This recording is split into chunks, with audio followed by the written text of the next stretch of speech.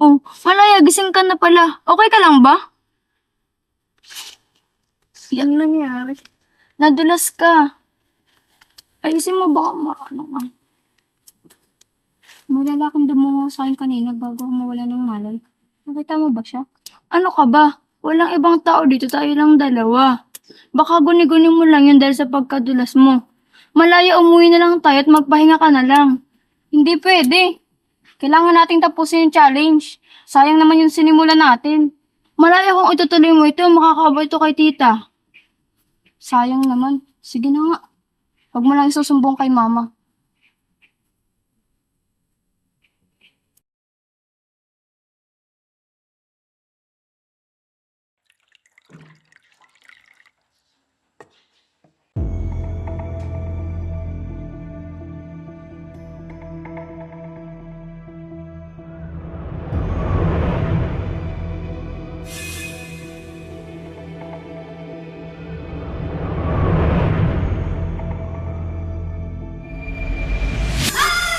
Multo!